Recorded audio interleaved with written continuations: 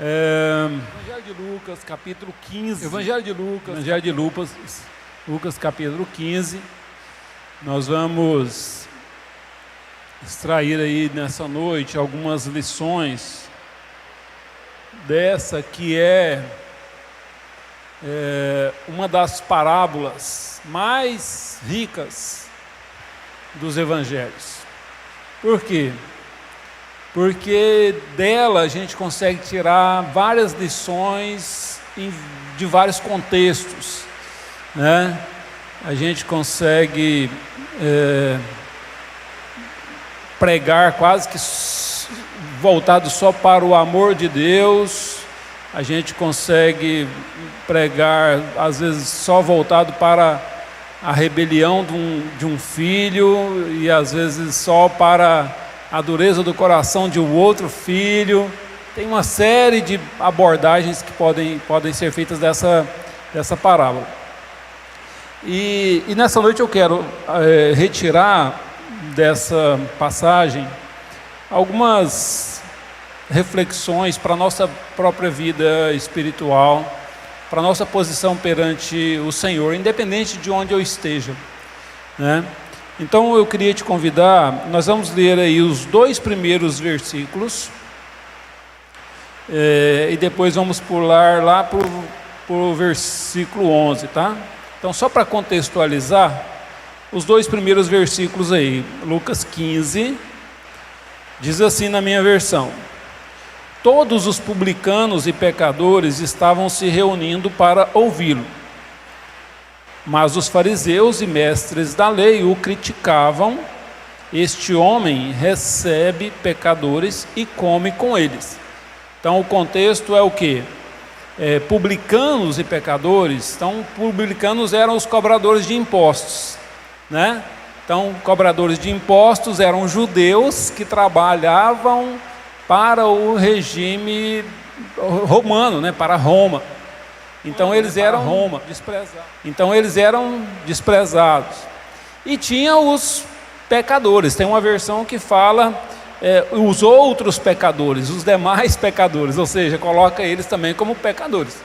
Então Jesus estava falando e essas pessoas vinham ouvi-lo. E assim, de ladinho, né, meio assim reunido, cochichando um para o outro, os fariseus e os escribas, né, que aqui nessa versão fala os mestres da lei. E aí eles falando um para o outro, falam assim: olha o tipo de pessoa que é Jesus, está ali reunido com um pecador. Nós não fazemos isso, a gente não se reúne com um pecador. E aí Jesus resolve apresentar três parábolas, né, para eles, né, e para todos ali. A primeira parábola é a parábola da ovelha perdida. Então, um pastor tinha lá 100 ovelhas, uma delas fugiu, desapareceu, e ele então deixa as 99, né, e vai atrás daquela que se perdeu. A segunda parábola é das dracmas, né, ou das moedas de prata, né? Então a mulher tinha lá 10 moedas de prata, uma desapareceu dentro de casa, ela revirou tudo e encontrou. E a terceira parábola do filho pródigo. Ele tinha 2 filhos, a gente vai ler, mas já estou antecipando para você, se você não lê. Tinha 2 filhos, um, né, saiu de casa e o pai ficou triste e aguardando o filho. O que é comum nas três parábolas? A alegria de quando aquilo que se perdeu foi encontrado. Esse era o foco, na verdade. O que Jesus estava querendo dizer é o seguinte: nas 3 parábolas termina mais ou menos da mesma maneira. Há alegria no céu quando um pecador se arrepende. Então, é isso que Jesus quer mostrar para os fariseus e para os pecadores, aqueles outros que estavam lá. Fala assim: Deus espera que o pecador se aproxime e converta, e quando isso acontece, o céu se alegra. O céu se alegra. A primeira parábola dessas três, da ovelha perdida, muitas pessoas às vezes têm um entendimento de que o pastor desprezou as 99. Ele não desprezou as 99. O que está falando é o seguinte: das 99, então era 100. Uma é 1%. Aquele 1% é importante. Das 10 dracmas, uma é 10%. Aquele 10% é importante. E dos filhos, dos dois, um é 50%. Tudo é importante. Tudo é importante. Todos são importantes. Então, para a igreja do Senhor, isso é relevante, porque não importa se é um irmão ou uma irmã numa congregação de 500, essa pessoa é importante. O céu vai se alegrar quando essa pessoa vir à casa do Pai, arrependido, e o céu vai fazer festa. Amém? Então continue a leitura agora a partir do versículo 11, que é justamente a parábola, que algumas versões mais antigas da Bíblia chamam de parábola do filho pródigo, né? As mais novas têm colocado a parábola do filho perdido, e aí tem umas sugestões de que o melhor título seria a parábola do pai amoroso, né? Então, assim, você vê que a parábola é bem ampla. Mas ela diz assim, ó, vamos lá, a partir do versículo 11, está assim na minha versão, vai apresentar aí. Jesus continuou, ele tinha apresentado as duas primeiras parábolas e ele continuou. Um homem tinha 2 filhos. O mais novo disse ao seu pai: Pai, quero a minha parte na herança. Assim ele repartiu sua propriedade entre eles. Não muito tempo depois, o filho mais novo reuniu tudo o que tinha e foi para uma região distante. E lá desperdiçou seus bens vivendo irresponsavelmente. Depois de ter gasto tudo, houve uma grande fome em toda aquela região e ele começou a passar necessidade. Por isso foi empregar-se com um dos cidadãos daquela região, que o mandou para o seu campo a fim de cuidar de porcos. Ele desejava encher o estômago com as vagens de alfarrobeira que os porcos comiam, mas ninguém lhe dava nada. Caindo em si, ele disse: Quantos empregados de meu pai têm comida de sobra e eu aqui, morrendo de fome? Eu me porei a caminho e voltarei para meu pai e lhe direi: Pai, pequei contra o céu e contra ti. Não sou mais digno de ser chamado teu filho. Trata-me como um dos seus empregados. A seguir, levantou-se e foi para seu pai. Estando ele ainda longe, seu pai o viu e, cheio de compaixão, correu para seu filho e o abraçou e beijou. O filho lhe disse: Pai, pequei contra o céu e contra ti. Não sou mais digno de ser chamado teu filho. Mas o pai disse aos seus servos: Depressa, tragam a melhor roupa e vistam nele. Coloquem um anel em seu dedo e calçados em seus pés. Tragam um novilho gordo e matem-no. Vamos fazer uma festa e alegrar-nos, pois este meu filho estava morto e voltou à vida. Estava perdido e foi achado. E começaram a festejar o seu regresso. Aí termina a história do filho pródigo. Mas aí começa a história do outro filho, né? Então era o filho mais novo, agora o filho mais velho. Enquanto isso, no versículo 25, o filho mais velho estava no campo. Quando se aproximou da casa, ouviu a música e a dança. Então chamou um dos servos e perguntou-lhe o que estava acontecendo. Este lhe respondeu: Seu irmão voltou e seu pai matou o novilho gordo, porque o recebeu de volta são e salvo. O filho mais velho encheu-se de ira e não quis entrar. Então seu pai saiu e insistiu com ele. Mas ele respondeu ao seu pai: Olha, todos esses anos tenho trabalhado como um escravo ao teu serviço e nunca desobedeci às suas ordens. Mas tu nunca me deste um cabrito, nem um cabrito para eu festejar com os meus amigos.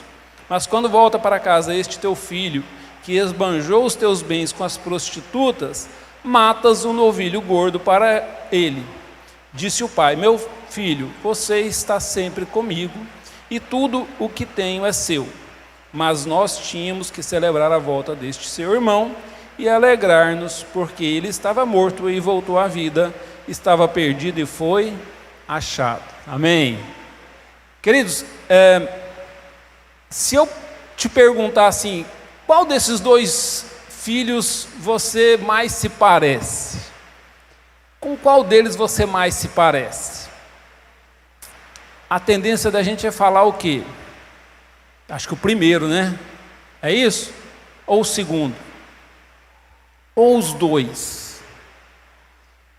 O que muda de um? Qual que é na verdade, aquele que une os dois? O que une os dois é que os dois são pecadores.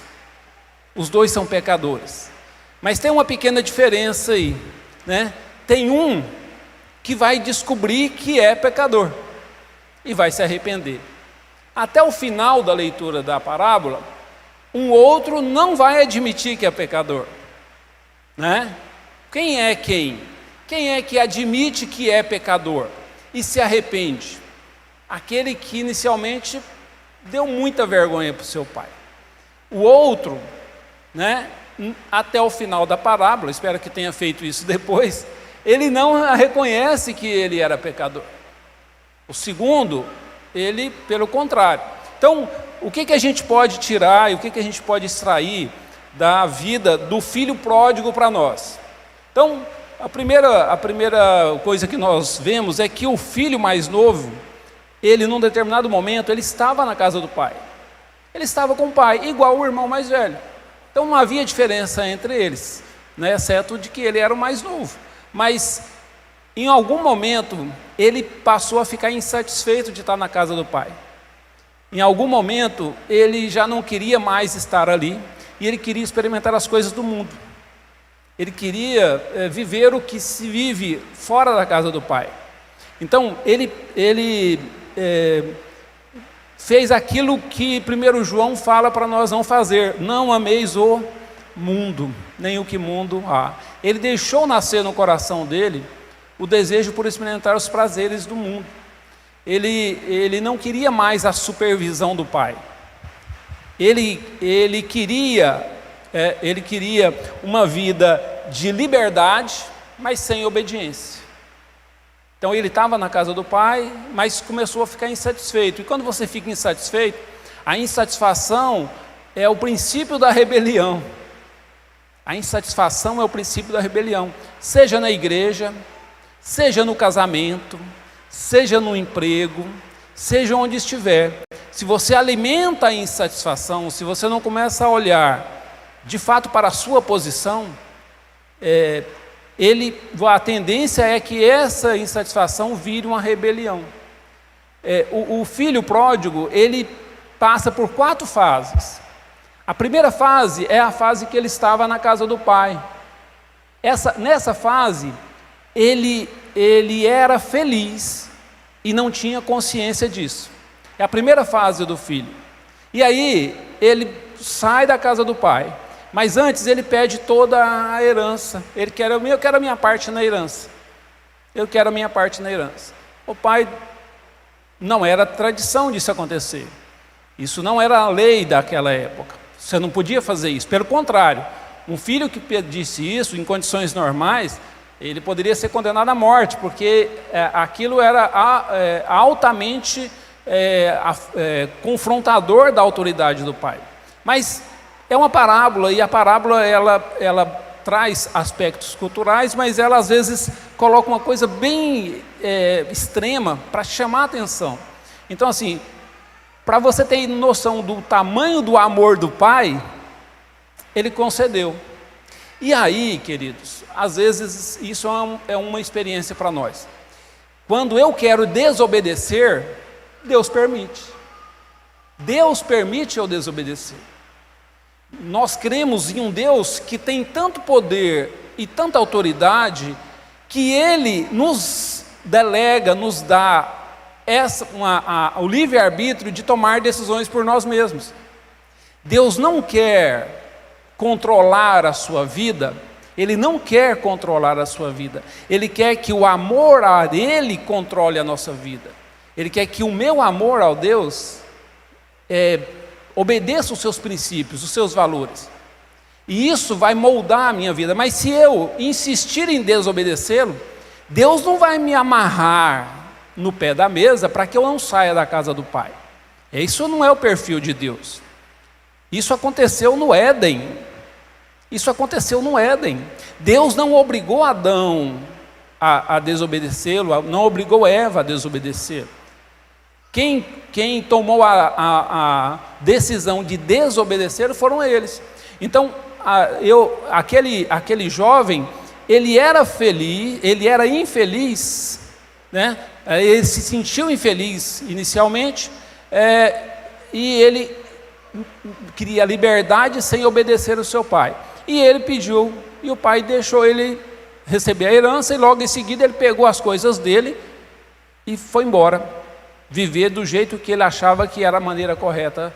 E aí começa a segunda fase da vida dele, porque ele foi para uma terra distante, provavelmente, porque ele não queria nada, né? Inclusive não era nem em Israel, porque em Israel os judeus não comem porcos, não cuidam de porcos, isso era um trabalho para pessoas de outras nações. E ele vai e gasta todo o dinheiro que ele tinha, da maneira absurda. É por isso que vem o termo pródigo, né? Muitas pessoas, às vezes, pródigo, no caso, nesse aspecto de financeiro, pródigo é uma pessoa que gasta descontroladamente. Isso é uma pessoa pródiga, né? No aspecto financeiro é isso. Tem outros significados, mas nesse caso, ele é o filho pródigo porque ele gastou tudo.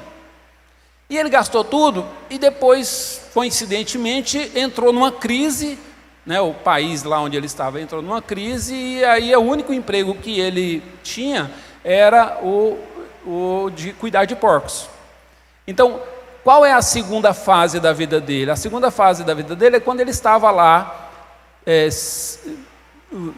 se encontrando com meretrizes, bebendo e fazendo tudo. Ele era infeliz, mas não tinha consciência disso. Então, na primeira fase, ele era feliz, mas não tinha consciência que era feliz. Na segunda fase da vida dele, ele era infeliz, mas não tinha consciência disso. E quando ele, então, começa a cuidar de porcos, passar fome, e aí, a ponto dele ser tão humilhado, que nem a comida dos porcos o patrão dele dava para ele comer.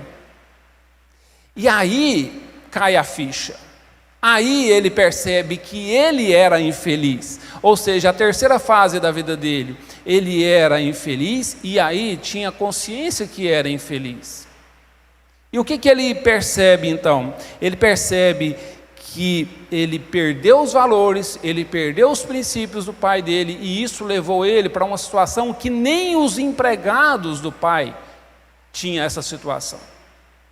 Isso acontece muitas vezes com algumas pessoas que afastaram-se da casa do pai, ou a pessoas que nunca entraram na casa do pai. E aqui vale para qualquer um que se coloque nessa situação. Muitas pessoas estão no mundo sem conhecer o pai, e essas pessoas estão infelizes. Muitas dessas pessoas infelizes fora da casa do pai não têm consciência que são infelizes. Você vê, e hoje é fácil de ver por causa das redes sociais, muitas pessoas ostentando, sensualizando e se embebedando e praticando crimes e ostentando isso. Essas pessoas não têm consciência de que elas são infelizes, pobre, cego e nu. Elas não têm consciência. Mas tem outras pessoas que se afastam da casa do pai, ou nunca se aproximaram dele, e têm consciência de que são infelizes. Pessoas que estão sofrendo, que vão, né, naquele linguajar antigo, né, nosso aí dos mais velhos, caiu a ficha, né, tomou consciência de que ele está infeliz, que ele não podia, mas muitas dessas pessoas não sabem qual é o caminho para a casa do pai. E aí entra a igreja, com o evangelho, com a boa nova, com a boa notícia. É aí que a igreja tem que agir. A igreja age quando a pessoa tem consciência de que ela precisa de uma salvação. Você não consegue, é difícil você convencer uma pessoa dessas, que está ostentando, que está na noite, que ela é infeliz, que ela precisa de Cristo. É difícil isso. Mas quando a pessoa percebe por que é que a gente anuncia a Cristo nos hospitais, nas prisões, né? Porque naquele momento a chance, a possibilidade da pessoa ter caído a ficha, falar, nossa, eu estou no fundo do poço, eu não tenho solução. E aí você vem e apresenta para ele o caminho para a casa do Pai. Amém? É aquilo que nós fomos chamados, né? A palavra de Deus deixa isso muito claro, né? Que é necessário esse arrependimento, né? Essa consciência para que você encontre o caminho para o Senhor. Então a primeira fase, ele era feliz e não sabia, né? Aquele ditado. A segunda, ele era infeliz e também não sabia que era infeliz. Depois ele passou a ter consciência da sua infelicidade. E aí ele faz algo que talvez seja até mais difícil do que ter consciência. É tomar a decisão de voltar para a casa do Pai. Pensa no orgulho que ele teve que engolir.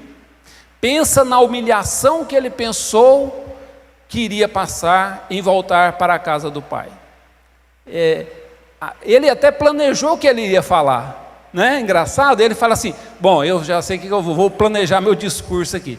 Eu vou chegar no meu pai e falar, ô pai, eu pequei contra o céu, contra ti, e eu não sou nem digno de ser chamado seu filho. Ele não pede desculpa, né? E eu também tenho cá minhas dúvidas, se ele voltou foi pela comida, né? Ou por amor ao pai. Mas ele voltou para a casa do pai, né? E é interessante que aí, quando ele volta para a casa do pai, ele é recebido de uma maneira que eu acho que nem ele esperava. O que ele queria? O que ele queria do pai dele? Emprego. Ele queria emprego. Me trata como um dos seus empregados. Eu não quero privilégio. Ele tinha consciência do seu erro. Ele estava preparado para assumir as consequências. E esse é também um problema, porque muitas pessoas querem voltar para a casa do pai, mas não querem assumir as consequências do seu erro daquele período que estava fora da casa do pai.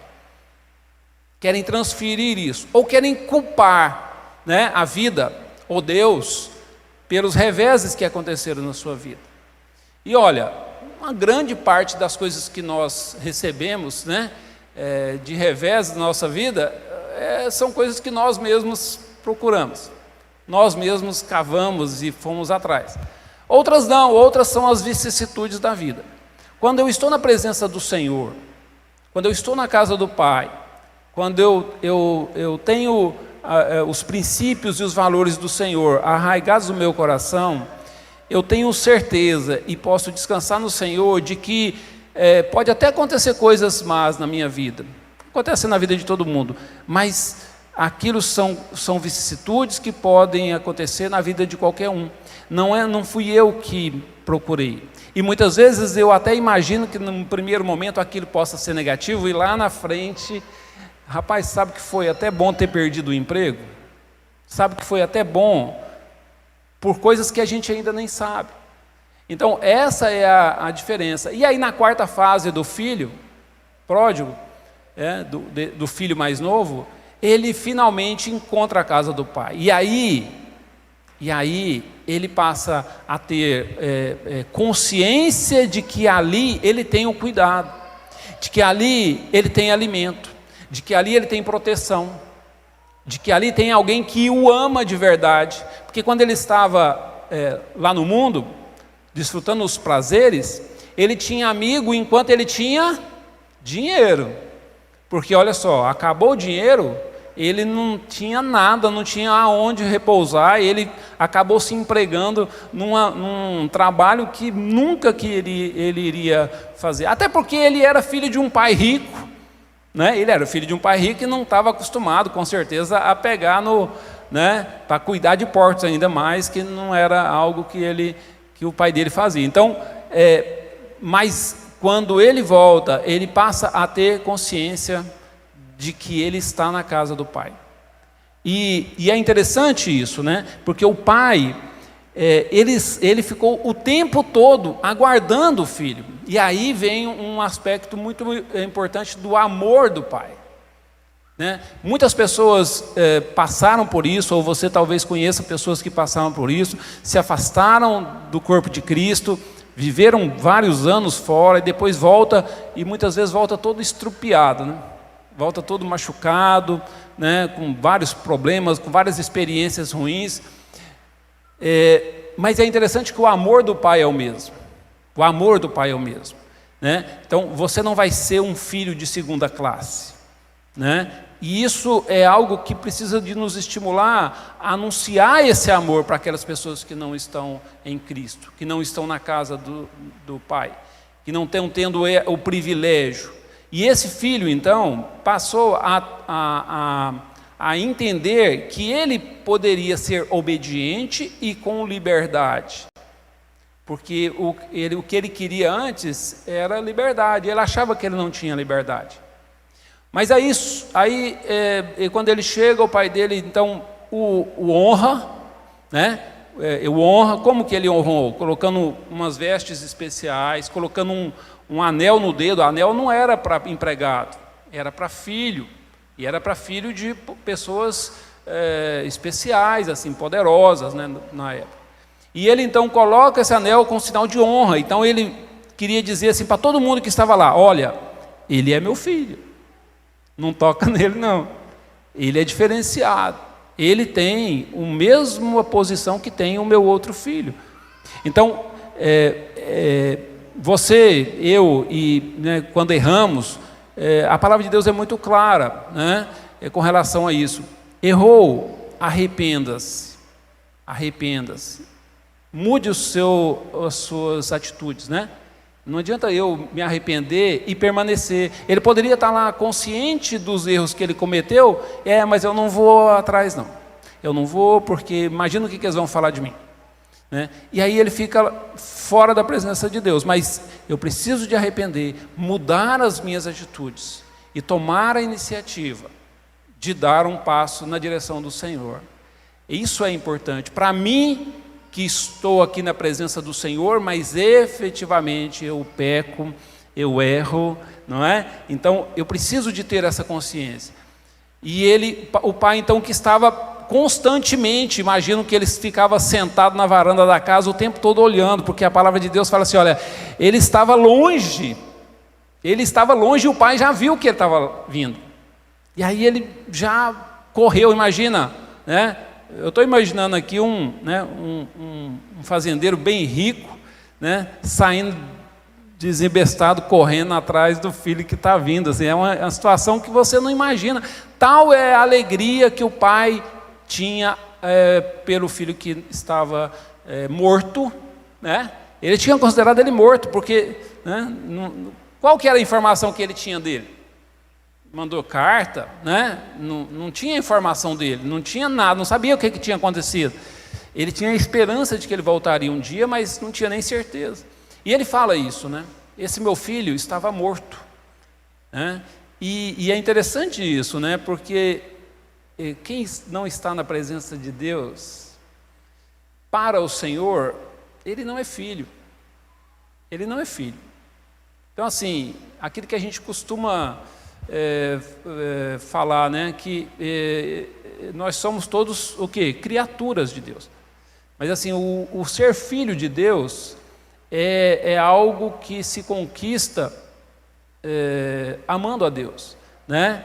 A adoção de filhos, né, é feita por Cristo, né? Quando você aceita o sacrifício de Cristo que Ele fez por mim e por você. E aí nós somos adotados, porque aí nossos pecados são encobertos, nossa justificação é efetivada, e aí a gente passa a ter um relacionamento com o Pai por Cristo, pelo sacrifício de Cristo. Então não adianta eu tentar fazer boas obras, fazer tudo certinho, né? Ser obediente, né? Mas achando que isso é que vai garantir a minha adoção como filho. Não vai, porque os empregados daquele senhor eram obedientes a ele, não é? Claro que sim, até porque provavelmente entraria no chicote se não fosse, né? Então naquela época não era, né? Não tinha CLT e tal. Então, provavelmente essas pessoas, né, eram também obedientes. A diferença é porque ele tinha 2 filhos. Então, essa é a última fase desse filho, né? A fase em que ele reconhece a graça com que foi tratado. E aí entra para nós, cristãos, a importância de reconhecer a ação da graça de Deus em nossas vidas, né? Eu preciso de reconhecer que sou pecador, que eu era pecador antes de aceitar a Cristo, mas eu continuo um pecador em potencial. Eu tenho capacidade de pecar, e bastante, e eu preciso de ter consciência de que se eu desejar desobedecer ao Senhor, Ele não vai impedir. O que Ele vai fornecer para mim e para você é o Espírito Santo que vai falar ao meu coração, falar assim: olha, isso vai desagradar ao Senhor. Olha, isso aqui é contra a vontade do Senhor. Olha, isso aqui fere os princípios de Deus. Olha, esses valores que você está alimentando, eles não agradam ao Senhor. É isso. Mas Ele não vai obrigar eu a obedecer. E aí, a importância de eu ter consciência de quais são esses princípios, esses valores do Senhor. Como que o Espírito Santo fala com você, fala comigo, de maneira geral, através da sua palavra. Pode ser que você sonhe, pode ser que tenha uma revelação, mas assim, isso é um ponto fora da curva, são situações extraordinárias. Acontece? Claro que acontece. Mas assim, via de regra, a palavra. É na palavra que você vai saber aquilo que agrada ou desagrada. Quando Paulo fala aos coríntios assim, quem não entrarão no céu, não entrarão no reino de Deus, quem? E listam uma série de pessoas lá que não agradam. Aquilo ali é um princípio do Senhor. Não vai entrar. Então assim, é o tipo de informação que eu preciso de ter. Porque quando o Espírito Santo falar no meu coração, isso não agrada ao Senhor, eu preciso de saber que o Senhor me ama, Ele me salvou de maneira graciosa, mas Ele não é um pai que amarra e prende os seus filhos na sua casa. Ele não faz isso. Ele dá liberdade, dá autonomia para mim e para você.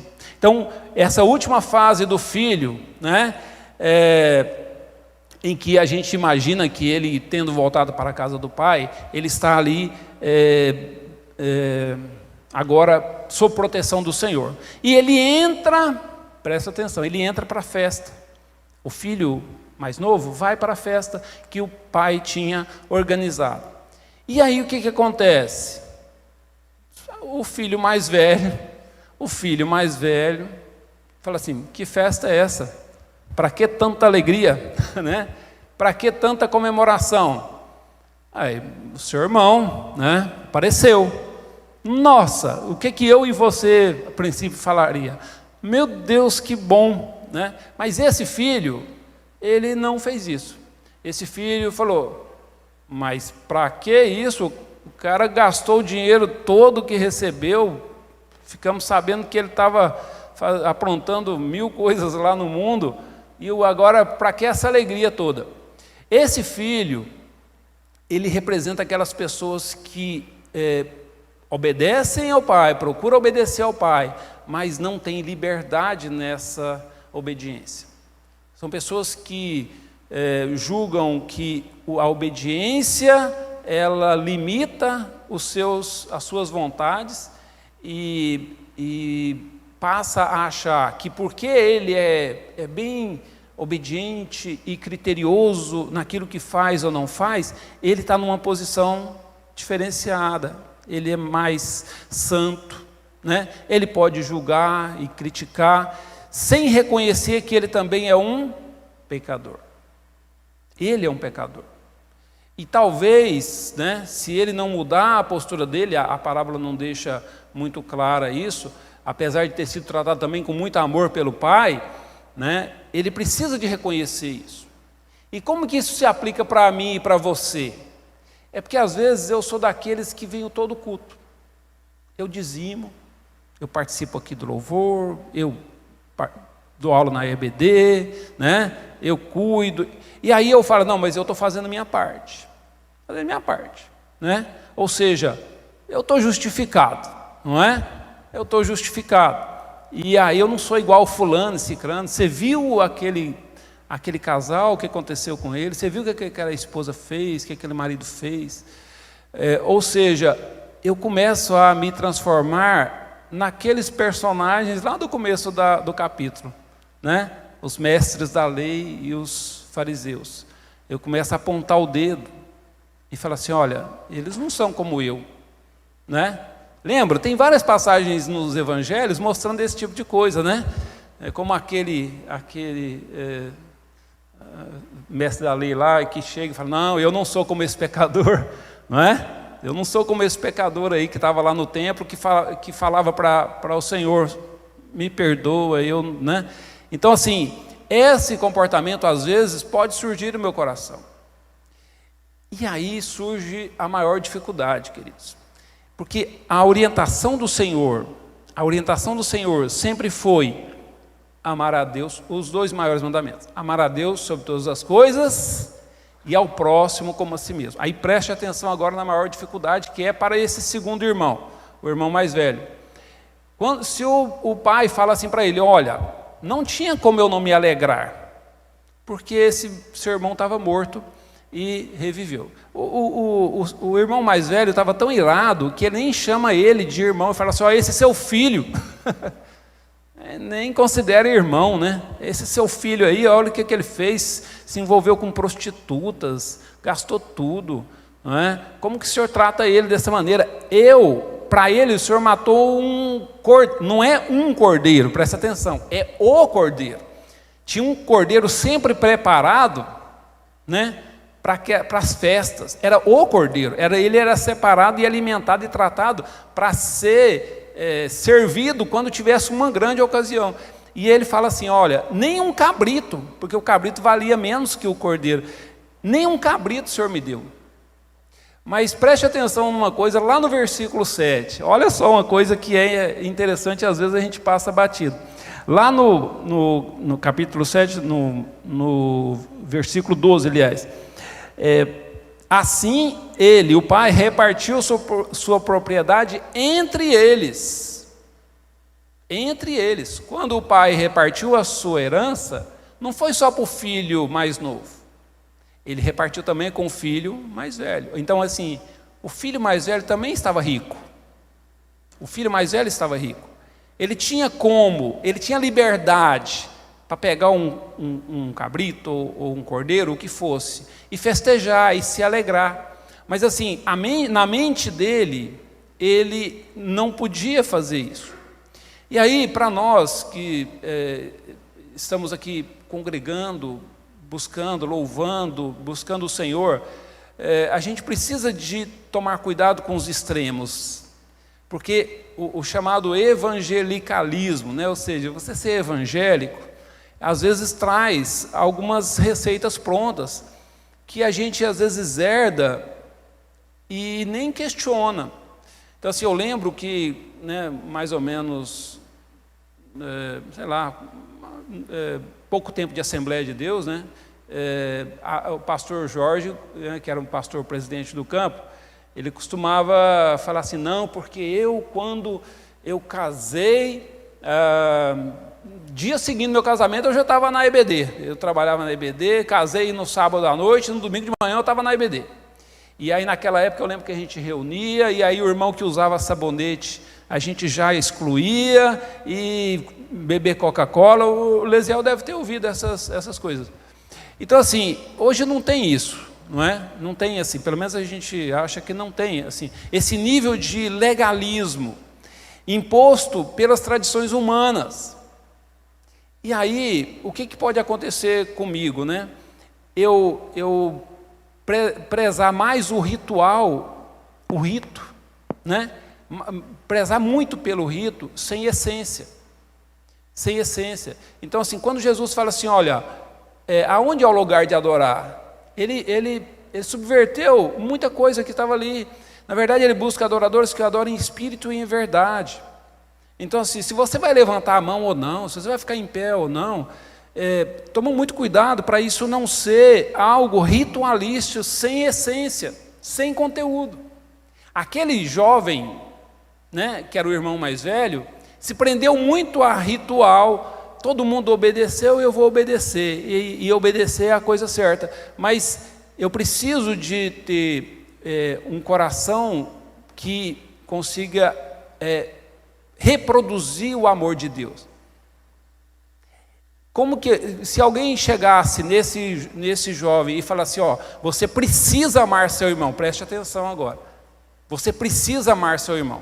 Se você não amar seu irmão, você não vai para o céu. Vamos supor que o Senhor chegasse em você, que é torcedor do Vila Nova, e falasse assim para você, se você não passar a torcer para o Goiás, você não vai para o céu. Como que você obriga alguém a amar alguém? A gente não consegue nem obrigar alguém a torcer por um outro time, quem dirá amar, entendeu? Quando Jesus fala assim, amar ao próximo como a si mesmo, como que eu faço para amar ao próximo como a si mesmo? Como que liga assim, não, eu vou decidir, a partir de eu vou amar fulano. Não é assim. Eu consigo fazer isso quando, primeira coisa, eu reconheço que também sou pecador. Quando eu reconheço que sou alguém que carece da misericórdia do Senhor.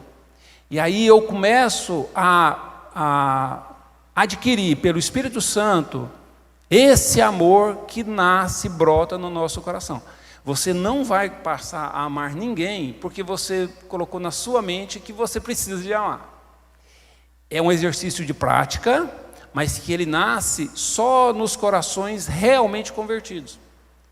Ele não vai. Então, provavelmente, aquele irmão mais novo, o filho pródigo, provavelmente, depois de toda a experiência que ele teve, e ele ainda foi recebido daquela maneira pelo pai, ele passou a ver o pai de outra maneira, de outra forma. Ele via o pai de maneira opressora.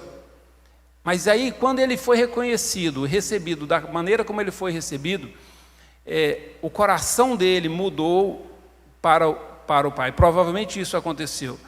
E o filho mais velho, que estava o tempo todo lá com ele, ainda precisava de aprender essa lição. Então, é mais ou menos como aquela história, aquela outra parábola que o Senhor fala dos dois filhos, né? Um que falou, vai fazer isso. Ele fala, tudo bem. E depois não foi. E depois o outro filho, não vou não. Acaba indo. Lembra? Notou que tem uma associação? Então, assim, é importante eu estar na presença do Senhor, na igreja do Senhor. É importante eu estar aqui adorando ao Senhor, servindo ao Senhor. Mas isso não pode ser feito de maneira legalista.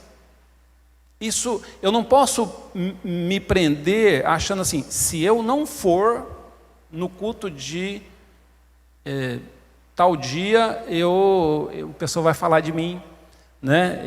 Eu não vou ser abençoado, o Senhor vai ficar triste comigo.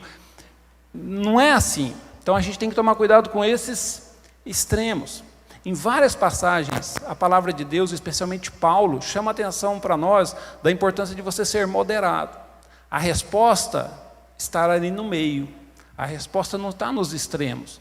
Então, assim, eu preciso de ter um amor ao Senhor que brote de maneira verdadeira no meu coração. Isso só vai acontecer quando você reconhecer que você é pecador, que você se arrepender dos pecados que você já cometeu e nunca se arrependeu, ou dos pecados que você, infelizmente, ainda continua cometendo.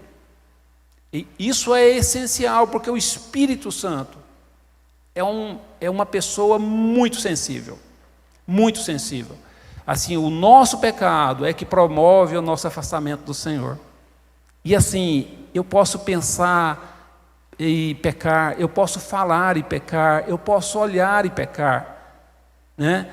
Mas eu só vou conseguir superar essa tentação de pecar quando o meu coração estiver transformado por um amor que vem do Pai. E eu não vou conseguir fazer isso na força, mas no reconhecimento de que eu sou fraco, né, que eu preciso da ajuda do Espírito Santo de Deus em minha vida. Então, é isso que eu preciso de desenvolver. Eu preciso de ter intimidade com o Senhor, porque eu não posso ser como o irmão mais velho que estava perdido na casa do Pai. Imagina, o outro estava perdido no mundo, e muitas vezes eu estou perdido dentro da casa do Pai. Eu não sei quem é o Senhor. Então eu preciso de mudar os meus valores, as minhas perspectivas, e a partir daí eu começo a ouvir a voz do Senhor. Então é uma coisa que eu tenho assim buscado fazer sempre, que é isso. O Evangelho é que transforma a nossa vida. A palavra Evangelho significa boas novas. Eu preciso de entender o que representou o sacrifício de Cristo. Eu preciso de entender que sem isso eu estava destinado ao inferno. E relembrar isso o tempo todo. As minhas mensagens aqui em cima têm que ser focadas nisso, porque eu esqueço. A minha tendência humana é esquecer disso, é achar que eu sou bom, é achar que eu já entendi tudo, que não tem mais nada para aprender. E aí é fulano, é tal passagem, já conheço demais essa passagem. Queridos, é um processo de repetição também, é um processo de repetição. Isso nos alimenta, é isso que nos dá força. Eu como feijão todo dia, e é o mesmo feijão todo dia, e amém que eu tenho, porque eu não basta uma vez. Então eu preciso de ter a disciplina de ouvir, meditar, reconhecer e quebrantar o meu coração, para que a palavra do Senhor faça morada de fato na minha vida. Então a nossa vida tem que ser uma vida de obediência. O Senhor ama a obediência. O Senhor ama a obediência. Isso é importante. Eu não estou dizendo que você vai desobedecer, mas você tem que obedecer com liberdade. A liberdade que o Senhor nos deu. O que a palavra de Deus nos fala? Foi para sermos livres que nós fomos salvos. O Cristo veio para nos dar liberdade. Se Cristo vos libertar, verdadeiramente sereis livres. A liberdade da minha vida, da sua vida, só vai acontecer quando você de fato entender o sacrifício de Cristo, aceitar que você não merecia esse sacrifício e ser salvo por isso. Amém? Fique de pé, vamos falar com o Senhor. Eu não sei em que fase você está, que fase da sua vida. Você está insatisfeito na casa do Pai? Você está sem consciência de que você é feliz? Ou você está lá no mundo, né, o coração está no mundo, né, achando que você tinha que aproveitar as coisas do mundo, mas está preso aqui dentro? Isso acontece muito na juventude, mas também vem em outras fases da nossa vida. Será que eu estou no lugar certo? Será que eu não poderia estar melhor? Né? O Senhor, Ele te ama. O Senhor, Ele veio graciosamente e te deu a salvação. E se você ainda não experimentou essa graça na sua vida, se você ainda não reconheceu o quão misericordioso é o Senhor por te dar essa oportunidade, esse é o momento. Então, que você no seu íntimo, você possa agora falar com o Senhor e reconhecendo isso, arrependendo, convertendo e fazendo com o Senhor um compromisso.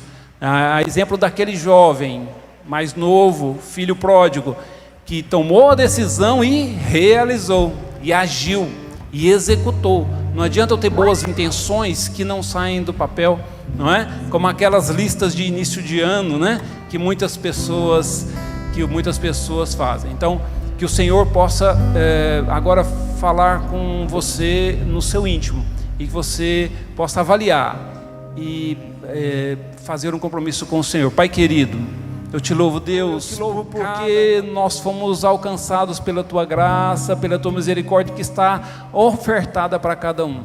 Senhor, em nome de Jesus, que haja conversão, que haja transformação e que haja salvação em nosso meio, em nossas vidas. Senhor, ajuda-nos, Senhor Deus, a nos afastarmos daquilo que tem nos retirado ou tentado nos retirar da Tua casa. Pai, nós queremos estar na Tua presença, sendo obedientes, mas tendo a liberdade que o Teu Espírito Santo nos dá. Pai, em nome de Jesus, vem confortar os corações que estão em dúvida, que estão tristes, que estão angustiados. Vem, Senhor, curar e confirmar, Senhor, a Tua presença na vida de cada um. Pai, em nome de Jesus, nós dependemos de Ti. Nós reconhecemos que não temos nada que possa ser oferecido a Ti. Pai, mas pelo sangue de Cristo derramado na cruz, nós fomos resgatados, nós fomos transformados, nós fomos libertos, Senhor, do poder do pecado. Pai, em nome de Jesus, abençoa a Tua igreja, o Teu povo, para a honra e para a glória do Teu santo nome, que a Tua igreja possa testificar, testemunhar, exaltar a Ti e adorar, Senhor, porque só Tu tens todo o poder, toda a honra e toda a glória. Amém, amém e amém.